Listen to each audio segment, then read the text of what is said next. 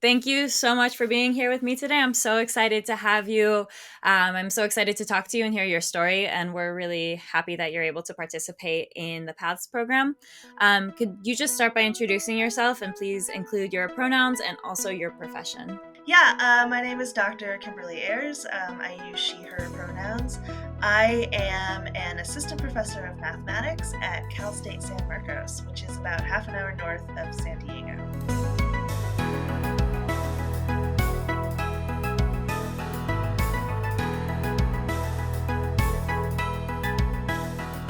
So I identify as a bisexual woman. I'm a cisgender woman. I am also an Asian American woman. My mother is Korean and originally from Korea. My father is Caucasian, and I think all of those aspects of my identity are just really important to me. Wherever I go, especially when I do mathematics. So. Yeah. So, do you think that you could talk a little bit about, like, at what point in your life did you start understanding yourself as part of the LGBTQ plus community and what that looked like for you? What was kind of your journey into understanding your queerness? Yeah, it was a long journey, honestly. I first started feeling that I might be a little bit different come like middle school, when I was like 12, 13. Um, and I was terrified at the time. I remember tossing and turning and staying up late at night, and I had a lot of anxiety about it. And I was like, because when you're that age, and especially kind of I think 20 years ago, it was much less like openly discussed at the time. The last thing that I wanted to be was different. Right. I wanted to, especially I think moving around so much, I was so used to desperately trying to fit in, and I was like, there can't be anything about me that's kind of like weird or different or strange. And so I remember telling myself that I was just going to like suppress that aspect of myself and that I was not going to acknowledge it, not going to tell anybody. It would be like my shameful secret. And I would, for all intents and purposes, move through the world as like a cis het person. Um, and that strategy served me for a long time. It wasn't until I got to graduate school when I met more people, especially queer people in my graduate program who were also studying mathematics, other queer graduate students in other areas of science, that I started to think that maybe it might be okay for me to openly come out and talk about myself as queer. And so I remember I kind of like tested the waters a little bit with my friends, like, oh, if I were queer, if I were, if I were bisexual, just to see kind of how my friends would react. And then when I saw it really was a non-issue, and I saw I had like other bisexual or queer friends who were like welcomed and accepted, was when I felt that it was not only okay but important for me to come out. It felt like such a relief to finally be authentic and finally talk about this thing that I had been holding as such a shameful secret for so long. So, and it's still, coming out is still like it's a lifelong process, right? It's not something that happens just once, especially as I've gone through my career and I've started new jobs and I've moved, and as I meet new people, right? I am continuously coming out, and so it's something that I still am doing and something I'm still working on, and interrogating, thinking about my queerness, thinking about my identity. And you mentioned that you realized how important it was for you to come out. Could you talk a little bit more about that? Like, I know you mentioned how important it was for you to see others who were coming out and who were like embracing their queerness, but why did you feel like it was important for you to do the same? When I finally came out, I was towards the end of my graduate program. So I was, in my fourth or fifth years of my PhD. And so I could see myself starting to be more of a role model for a lot of the younger graduate students. And I wanted to send that message that it was okay and accepted to be queer in our program. If someone was struggling with their identity or their sexuality, I wanted to make sure that they knew they had not just an ally, but like that there was one of them in the program as well, right?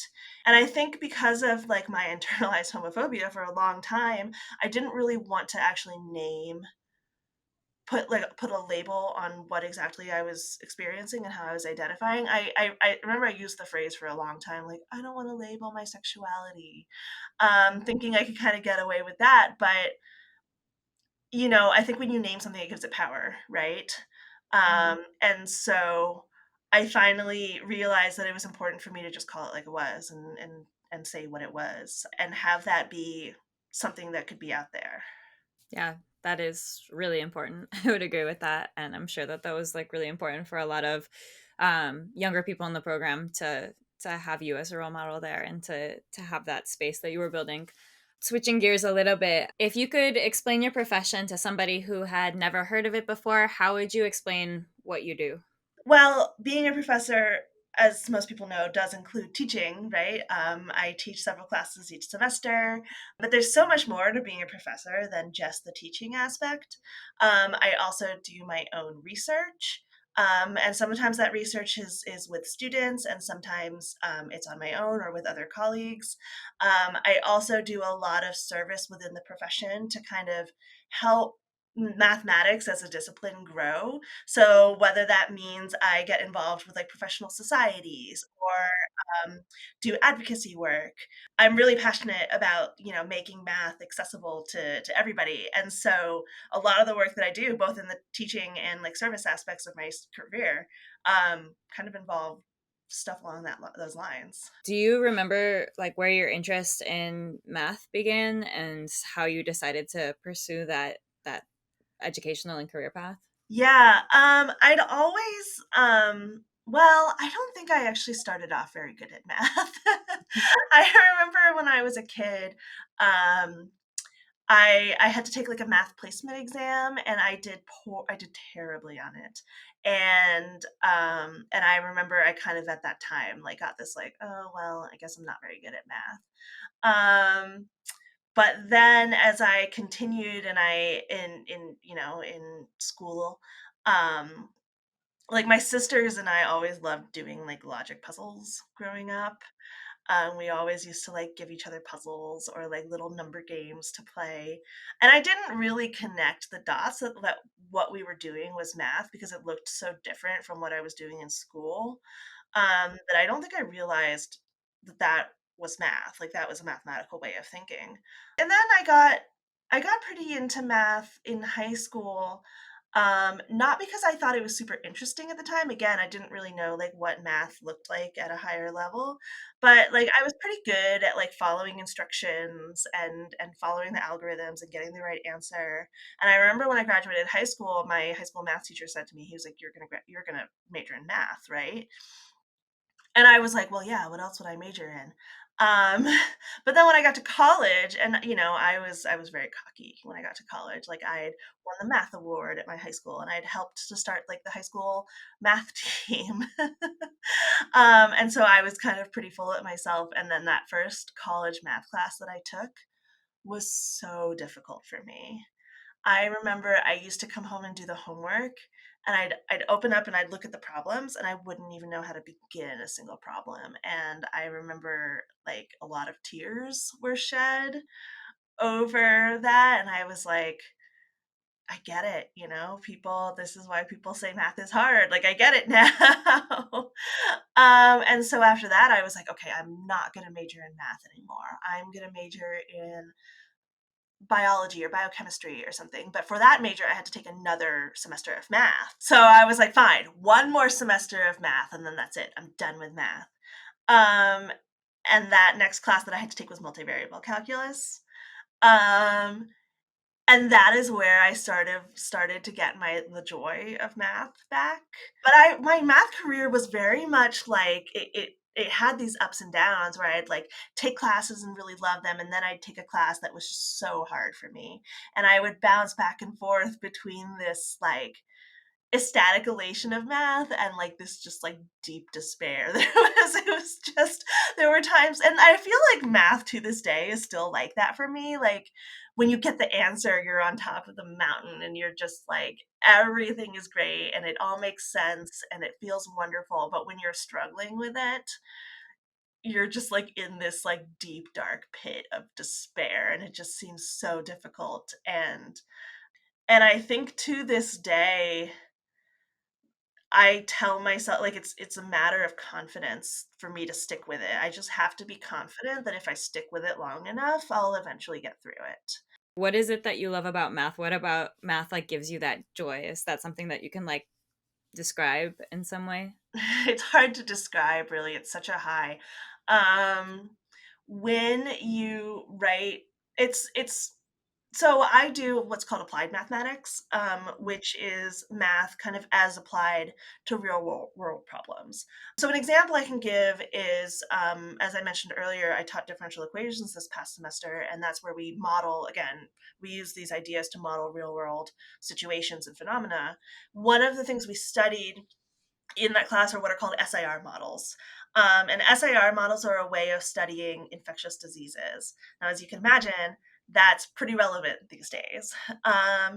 And so when we went through these models in class, it was really interesting to see how we could include aspects in the model of things like public health measures and social distancing and vaccinations, and seeing like mathematically what the impacts and ramifications of those things are. And I was like, here's how we translate these things mathematically, and here's what the math shows us is the impact of these things. Um, and just being able to see that, like, you know, proving these things beyond and looking at these things beyond any sort of like political agenda or bias, but seeing that, oh, when we do social distance or when we have higher vaccination rates, it's beneficial for the entire community. Um, and seeing those numbers there, like translated and on the page, it just, it, it's just a really good feeling to know, like, to see it like laid out so nicely and neatly. I think, I don't know if I'm describing it well, but that I think my students really appreciated like seeing that. And I thought that was a really cool like application of the math. What has your experience been as a queer person in the math space, whether that's been in workplaces or like in academia or whatever spaces you've kind of been in that have been math or STEAM focused? Like maybe you can also talk about your experience like as a woman in those spaces and Asian American person in those spaces as well. Talk about any parts of your identity that you would like to reflect on there. Yeah, definitely. I feel really fortunate that I have, for the most part, been in spaces where all the various aspects of my identity have been really celebrated. Um, for instance, here at Cal State San Marcos, like I feel like my department and the administration is super supportive of like the advocacy work that I do, and really encouraging me to kind of continue with that. So I am the faculty advisor for our AWM student chapter. AWM stands for the Association of Women or for Women in Math. And it's a nationwide organization, but there are, student chapters at different universities. I'm also helping to get our OSTEM student chapter launched. So that's Out in STEM, again, a nationwide organization. Those parts of my job are in fact considered like a part of my job and a part of the service that I do, and are really, I'm like rewarded for doing these things. So I feel really, really supported and fortunate in that aspect, of my career here. I know that's not a universal experience. I know that there are places where, um, it's frowned upon or discouraged to talk about your identity. And I think that math has this reputation of being this like cold, hard, and feelings subject. And like math doesn't care about your feelings, math doesn't care about who you are. And to an extent, I think that's true. Like that I believe that everybody can and should do math if they want to. And so like math doesn't care who you are, kind of in that aspect. But we still, like, when we sit down to do mathematics, we still bring our identities everywhere we go, right? There's no way for me to dissociate from the fact that I'm, a queer Asian woman. I can't forget that. It's not something that I can leave at the door. Um, And, I say this all the time. I'm like, math is a subject that's studied by human beings and is impacted by our relationships with other human beings. And so I just think it's so important that we continue to talk about like how we treat other people and how we work with our identities within the mathematical sciences. By not doing that, we're actively excluding anybody who might be other, right? Anybody who might not be white or cisgender or male. Anyone who might be a little bit on the outside. And that's just I think it's such a waste, and I think it's so sad to not do that. And so um, I'm actively I try to talk about myself. I try to um, listen to other people and their experiences. I think that's so important to do in mathematics, because if we continue to act as if math doesn't have a diversity and equity and inclusivity problem, all we do is reinforce what has been the default for so long.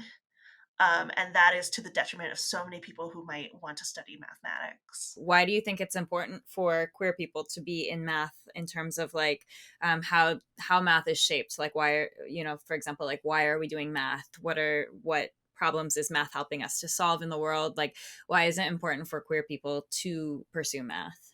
I think it's super critical, because one thing that I've learned, the more that I study math, is that there's no like just one right, correct way to do things. Oftentimes, a problem has so many different angles and perspectives and ways that you can look at it, and each person with their whole lived experience brings a new perspective to it, right? And so, if we just have the same type of person studying mathematics, then we're only approaching the problem from just that one way. And there might be so many elements that we miss in doing that. And I think about how if we think about like math history, um, a lot of times when people think of math history, they think of,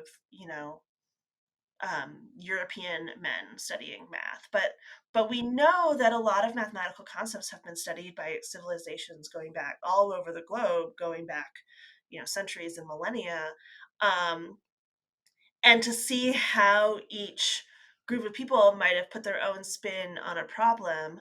Um, Tells us so much more about that problem, right? And introduces us to variables and things that we might not have considered, especially in something like mathematical modeling, which is so directly applicable to a real world situation. You need people from all walks of life to come in and chime in with their own perspective, because there might be things within the model that somebody is missing. I'm struggling to think of an exact example right now, but I know like if I were building a model that was representing, again, something like infectious disease spread within a community, I would want the perspective of many different people within that community and how they interact with each other. And, whether it's like something like, oh, maybe I have a multi generational household versus like a single person living alone. Those are two different ways of living, and having those two different aspects in my model is gonna impact the accuracy of my model. And so having people, especially queer people, people of color, um, people of all different genders and gender identities coming and working on these problems together just brings all of these different perspectives to solving problems in new and unique ways that maybe hadn't been considered before. So I think it's just so vital that we get all different types of people who want to study and be successful in math.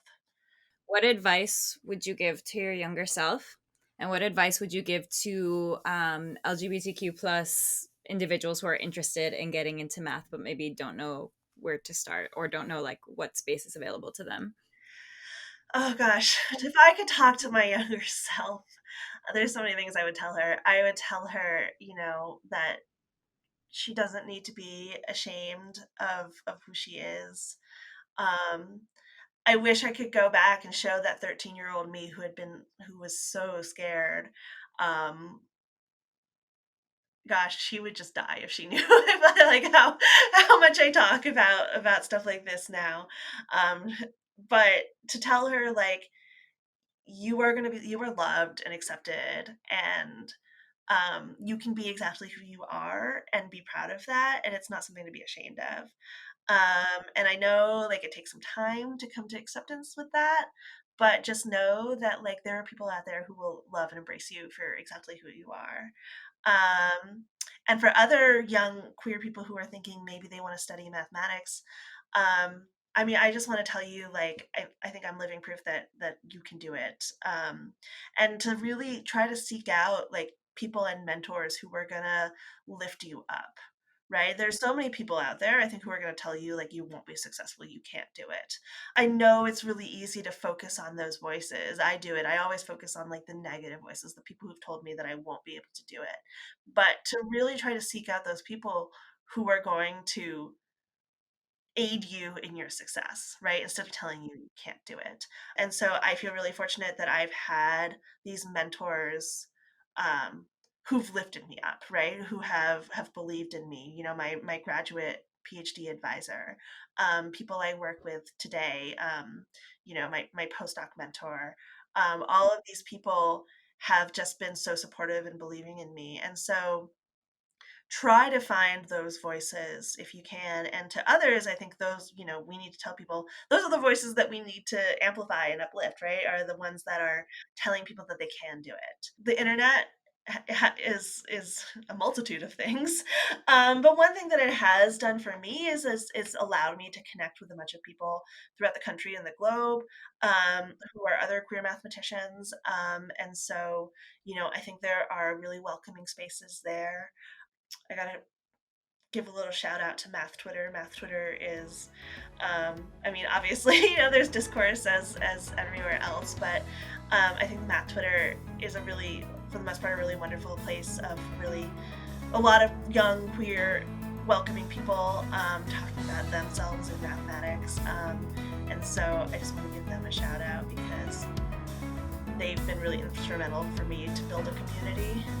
Um, so even if you can't find it, like maybe physically where you are, you can still like get online and find those people who are gonna believe in you and support you.